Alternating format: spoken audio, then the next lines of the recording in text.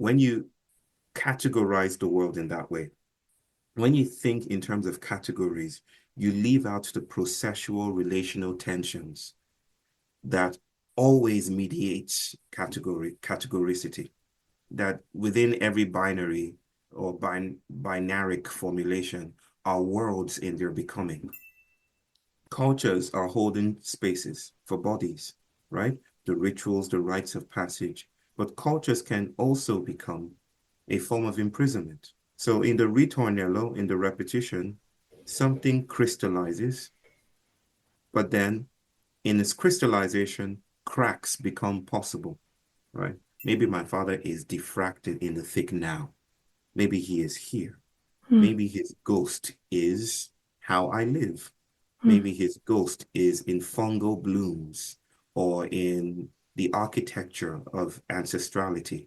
Maybe he is here in a way that I have missed out on because I've been looking at the doorway instead of the crack on the wall. It's incomplete. And Okay. maybe that's my way of also saying that I think of love as the radical incompleteness of everything, right? Love is the crack that emerges in the ritornello, just as much as it is the ritornello, right? It is how we craft embodied spaces, even though there are always violent risks in the imminent fields of differencing that is ongoing. But it is also how that field speaks to the structures that emerge. It is also the intimacy between field and structure Hmm. that says, don't trust your completeness. Don't trust your ideologies too much. Don't trust the shape that your body has taken. There's still something else to do. There's still shape shifting to do. That conversation between field and structure is the radical insufficiency or incompleteness of everything we presume to be and do.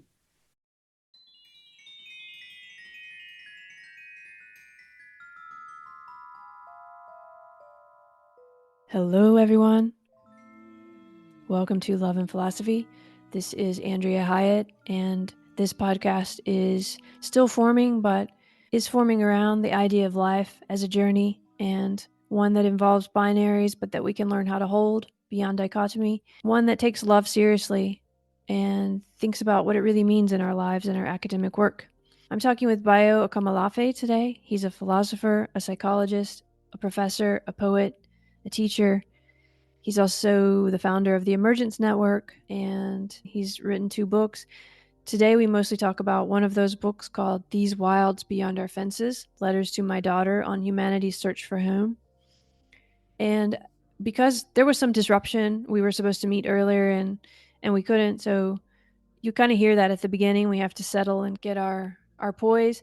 And then we just launch into a conversation and decide not to follow any sort of script. Not that I ever follow scripts, as you can probably tell. However, we talk about the main themes of this podcast. And because we didn't have a lot of time, we didn't explain some of the background to some of the things we talk about. So I just want to mention that here. For the sake of the conversation, I want you to know that Bayo's father was a diplomat and they moved a lot. And he also lost his father when he was young. And that's part of the story. And I just wanted to mention it so you're prepared for that. That's what we're talking about when we're discussing his father. The book is also written as letters to his young daughter. There's one part in the book where she gets stuck in a room. She goes in and accidentally locks herself in a room up some stairs. And she's very young, so of course you can imagine that's very scary. This is in India, where Bayo lives much of the year because his wife is Indian. Bayo is from Nigeria.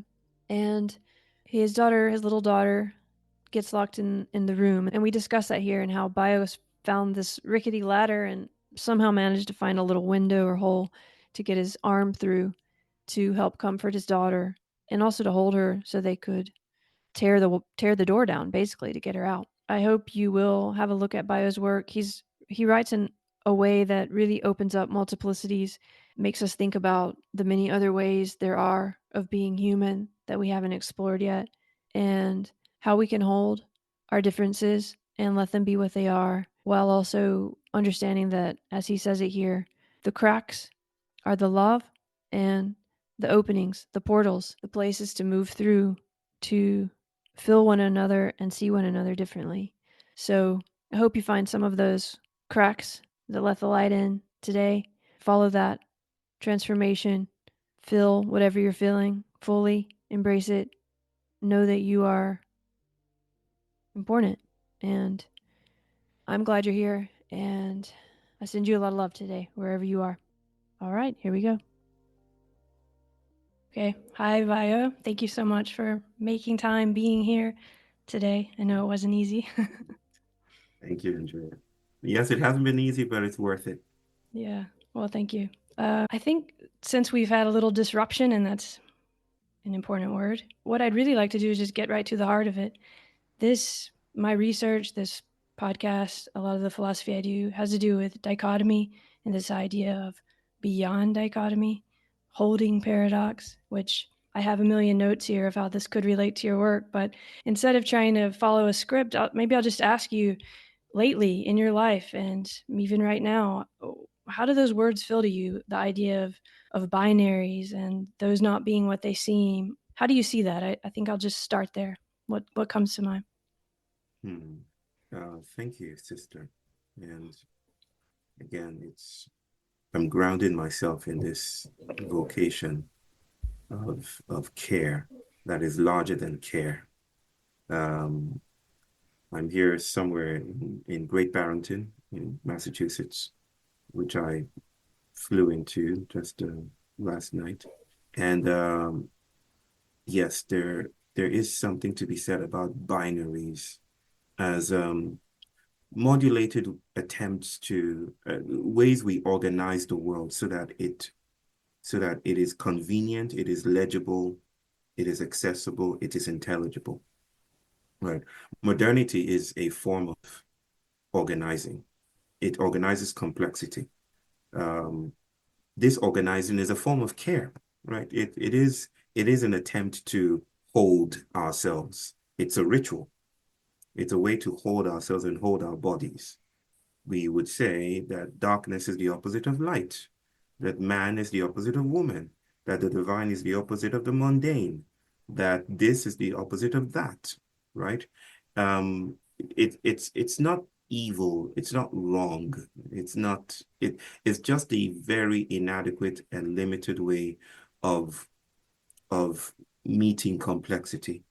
What is obscured, obviously, is that um, when you categorize the world in that way, when you think in terms of categories, you leave out the processual relational tensions that always mediates categoricity. That there is that within every binary or binaric formulation are worlds in their becoming, are slaves escaping the plantation, right? Or are things that don't really fit, right? Which immediately renders every act of inclusion an act of violence. You know, there's something that is left out when we try to gentrify the world into ontological familiarity.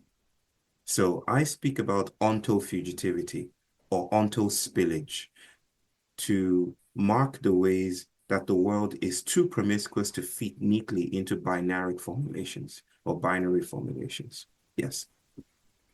It's very beautiful what you said about it being an act of care to think about categorization Yeah. or binaries. Do you think, I Yes. mean, even right now, I feel like you're doing so many things. You're in so many different countries, languages, many different yous that you have to be each day. And I wonder about that care. Is it necessary for you sometimes to have some order and some categories for yourself? How do you hold how do you hold that also with, everything you write about, which is about multiplicities and about opening the space in a way and this other kind of power? Is that hard for you to hold? Does it help you sometimes to have structure in that Yeah, way? absolutely. Mhm. There is there is a word that comes to mind, Retournello, and it's I mean Deleuze and Guattari and some other continental philosophers used it to describe this refrain. This it's basically a small story that is told to children at night. It's like a to get them to sleep, Hmm. basically. Yeah, like a It's like refrain or a little bit different each time, but same patterns. exactly the repetition, right? And I my son comes to mind, and how who is autistic, and how we often depends on repetition in order to shield himself from the tsunami of complexity he is less impervious to than I am. The sensorial onslaught that he is immediately, his body is aware of, his body is in touch with. I think at some level, we will always create structure. We will always create categoricity. Categories are not bad themselves. It's just that they can become carceral. They can incarcerate us. Care can slowly become, in its embrace, can slowly become a form of asphyxiation. Hmm. Cultures, um, cultures are holding spaces for bodies, right? The rituals, the rites of passage. But cultures can also become a form of imprisonment, right? So in the ritornello, in the repetition, something crystallizes, but then in its crystallization, cracks become possible, right? And it's those cracks within binaries, within care, within formulaic algorithms that um, presume that they understand our bodies fully. Um, New worlds glisten. New worlds are always possible, riskily, in the emergence of a crack. And yes, I find myself well, not consciously or intentionally, but that's only a part of what it means to be present. Um, I find myself dabbling and trafficking in categories. Um, right now, I have lots of Canadian friends, Canadian families. Hmm. Um, and with the recent imposition of Trumpian tariffs, I found myself dabbling in nationalistic, fervor, saying, ah, hit back, the elbows up. Yes, even though I would never consider myself a nationalist or patriot in any sense of the word. Uh, uh, I I'm not even American, but or Canadian, but I found myself wishing for some Schadenfreude moment, like a nation winning a battle against another nation. We will always be caught up in the vortices of these Hmm. categoricities. Yes, it's not ours to choose all the time, I guess. Yeah, that makes me think of what you write often about relation or relationality, things not being things, but in relation. And that seems to be the way to hold all that you just said, because it's that we need categories. Binaries are kind of real in that structural way. And then at the same time, they're not. And everything is messy. That's a word you use a lot. Dust, you talk about, in your books. And Mhm, um, both of those are true. But that's very hard, isn't it, to hold or to be to live as especially in these kind of moments like the one you just described, which I felt very strongly too, having similar kind of mhm, confusion about those things. And mhm. I wonder, is it has it become easier for you over time? Is it always the same kind of practice that you have to remember, or No, I mean, life itself being practice doesn't have a script, right? It doesn't have standardized progressive script where this gets easier, right? We will even the fugitive that escapes the plantation might repeat the logic of the plantation in flight, in exile, right? It's that life, death, life, death is messy in that way. So even though I speak and wax poetic about emergence, about complexity, about modernity constituting some kind of onto epistemological trap in its formulations of binaries, and then the need of the trickster, who might be referred to here as the third way, the transversal cut, walking across the binary and dismantling it from within. Um, yes, even even emancipatory moments like that tend to give birth to new binaries and new Mm. categories, right? Yeah. Um, and that's the world in its comings and goings and its fluidity, right? There isn't a destination, a utopian arrival, a point of conscious wokeness where we summarily get mastery or become masters of it all. We will be taken and spirited away, and in our spiriting away, we will fall into traps of thought, traps of categoricity, traps of being. That's what it means to be alive or dead. Yes, and I think sometimes we can also feel like we shouldn't be feeling those things, like we shouldn't be feeling this way, and that definitely does something numbing, or that gets us away from the source or life in a way too, that, oh, I shouldn't feel this way. Sometimes we have to embrace that we feel this way, don't Yeah, we? even the should is a trap as well. Yeah, The right. should is a moral is a is a is some kind of moral holding space too. So we're talking about layers upon layers upon layers, machines, morality machines, other kinds of machines constantly in a palimpsest that is never fully rendered, always interacting with one another. So even the moment of saying, should I feel this way? That is potentially uh, uh, a category, invisibly rearing its head. Yes, and at the same time, there is something about being able to become aware of that. For example, reading your work or reading other Yeah, work, and starting to understand that we do see the world through binaries, and then you yeah, kind of realize that you always see a contrast, but if you zoom out, that contrast is within a multiplicity, the complexity that you discuss.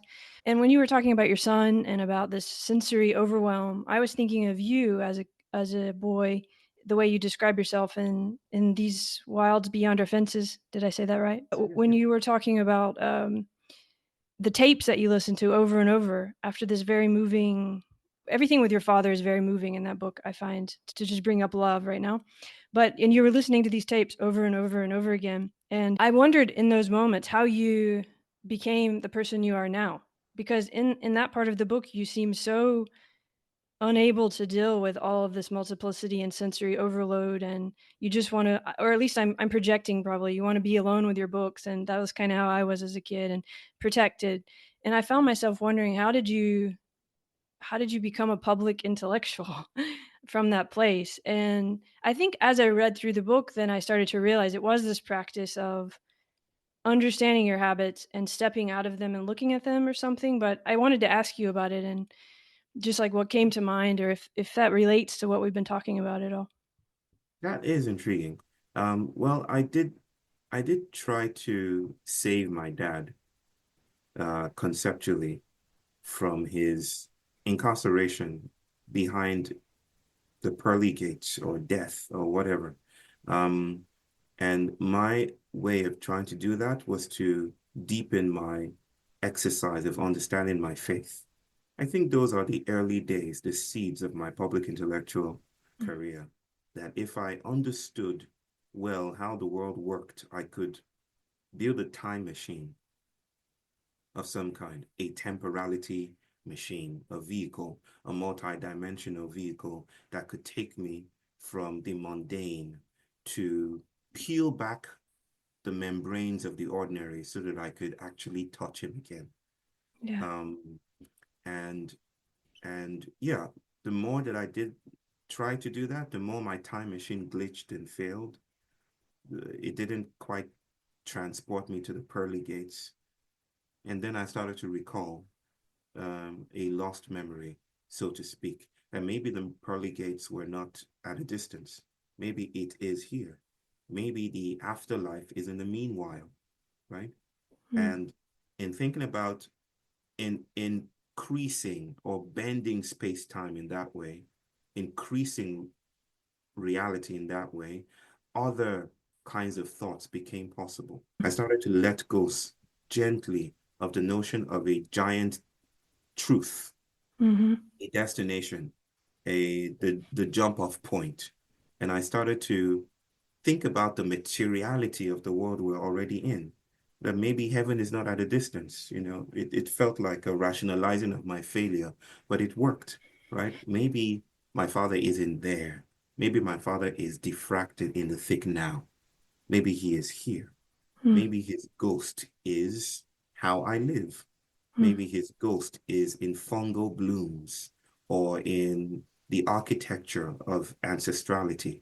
Maybe he is here in a way that I have missed out on because I've been looking at the doorway instead of the crack on the wall, right? Maybe I'm already intimated, or maybe I already have intimacy with my father, even though it's in attenuated forms. Maybe there's some attenuated intimacy that I'm already part of the ocean by being the shore. And and that of course led to a poetics of relation, a processual philosophy, a social constructivist account of the world that bled into an agential realism, right? And I started to think in terms of the moment, the now, our bodies, the immanent, instead of the transcendent. Presto, I'm here in front of you. That makes a lot of sense because you do say that you got closer to your father. You were trying so much to find him to get he had passed away and you almost wanted to join him. You were Yeah, so desperate to it's almost as if you wanted to find the place where those binaries met. And what you just described, you also talk about physics a lot in the book, and what you just described is more like that folding of space of that it is a multiplicity and the complexity. And I can really see that then you started to understand it's not like a linear thing where I'm going to go and meet at the point where the binaries touch. Instead, there's yeah. all this other stuff that, which I've heard you say before too, that there are multiplicities of being human that we don't know and that we have yet to explore. Yeah. So that's actually very beautiful. I can see that because you also say it was very unfair, right? That your father, and it sounds like that started to shift or heal or something too. Is that connected to it? That I mean, at some level, um, I it still feels unfair, right? Um, I don't think there is a letting go of that in any summary fashion. I said to some friends a while ago, some days ago, that I know that many people, before they parent children, attempt to purify themselves of their trauma so that they don't pass it across. And I think that's noble. But I also think, quite controversially, that the greatest gift a parent can give their child is their trauma, right? That that it is trauma, which is how bodies are shaped, that becomes this anchorage of gravity in a world that is not resolved, right? It's like imagine a child coming through the matrix of a woman's body. There's no passage through into life without the bacterial microbial gift. It's almost like a heritage. Like, oh, you're coming out here. Have this. Get a load of the messiness of life. You will not arrive pure, right? So that if it were possible to find a modality where we are completely purged of trauma, completely purged of any notion of woundedness or brokenness, and if there was such a technology, maybe in an app or in a drink or in a dosage of some pills, I would not take it because it would mean that whoever is birthed through me is not able to participate in the world. It's basically co-creating Baldur, Baldur, the famous Norse god who was impervious to pain and as a result was impervious to pleasure, right? There's something about the transaction, not I don't want to use the word transactionality, but there's something about the contract of being embodied and being alive and being in touch that means we are also never not broken. And Yeah. yeah, yeah, please, please, No, go please. ahead if you had something else. No, I wasn't sure. I trade stuff into a side quest, but I think the main highway of my response was supposed to be this, um, in response to your question, that yeah, I still feel it's unfair. And maybe that is interacting in my family in some way. I still feel, um, I lost my father too early, and he was my best friend, and I wish that did not happen. But at the same time, paradoxically, or ironically, or however you would have it, I'm okay with that. I'm okay with that unfairness. I'm able to bracket it long enough to know that it has its place in the world, but it is not the world itself. Yeah, I think it is unfair. I mean, no one should lose a person they're so close to, Yeah. especially at that age. And yet, I also really understand what you mean because you do show that in the book. There's a lot of portals, right? And I think what you described there is almost like a portal, like this. That same with your father's, with all that pain. If you can look at it in the way you just described before, it becomes a kind of portal, but it doesn't change the binary. It doesn't change that the things are what they are.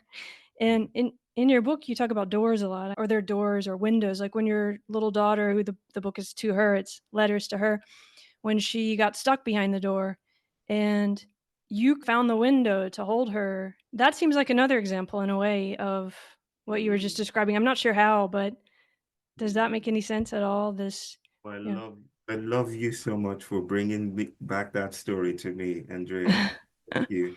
Of holding, oh yes, yes, yes, of holding my daughter through the window, but but in but not too but not quite grasping her and her not quite reaching me, but just the morsel of of connection in that moment made things bearable for both of us, I yeah, think, while the doors were being cracked open, right? Oh, thank right, you.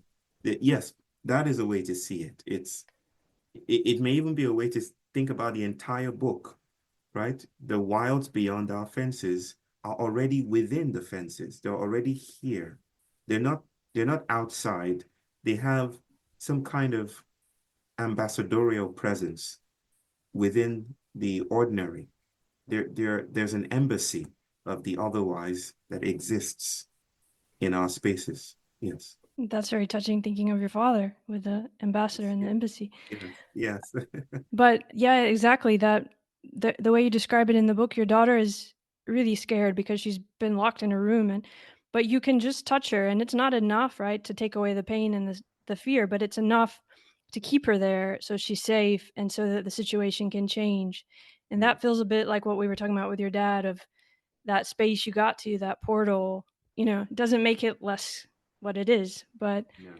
yeah, and that brings up something which I can't remember, but maybe you do, about the saying about, oh gosh, what is it? It's too much to handle, right? It has to do with the sensory overload. We walk around the Mhm. tree, but it's too much for us, and we walk around the well, but we don't go into the don't it's too much to get into it or to jump into it. Is that Mhm. Do you Mhm. have a Mhm. better way of remembering that, or Uh,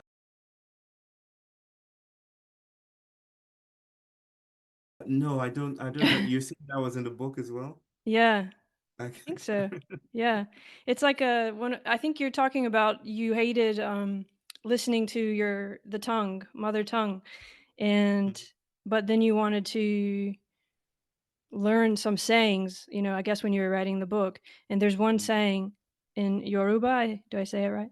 yes, And you're right. yeah, Yes. and it's about this of but yeah, I mean, that's kind of that realization of, you go around the well and you see that it's there, but you don't go into it. Yes, yes, That yes. that feels like that what I'm trying to get at is what maybe happened to you, or what can happen to us when we do start to notice our habits and our patterns. Does that make sense at all?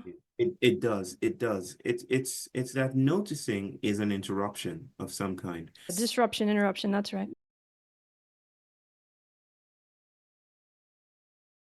Yeah. Systems know themselves only through cracks, right? It's like a desensitization. It's like, sorry to use this macabre and indelicate and impolite example, but it's like someone farting, um, farting in a room and stinking up the place, and you just resign yourself to it because it's not. And I heard a very comical account of a plane returning to the takeoff point to the airport because someone was just letting go and was Oh not. no. Yes. And the strange thing about that is that everyone will close their noses and the criminal will never there's no Scooby-Doo moment. There's not going to be like you did it, you know. It's everyone is in this together, right? So imagine a room being stanked up, you know, perverting the language, stanked up to the nth degree, and but you resign yourself to it not only by choice, or by compulsion or by enforcement, but your body actually loses the taste, the whiff of the room because you just become part of the room. We always become part of our environments.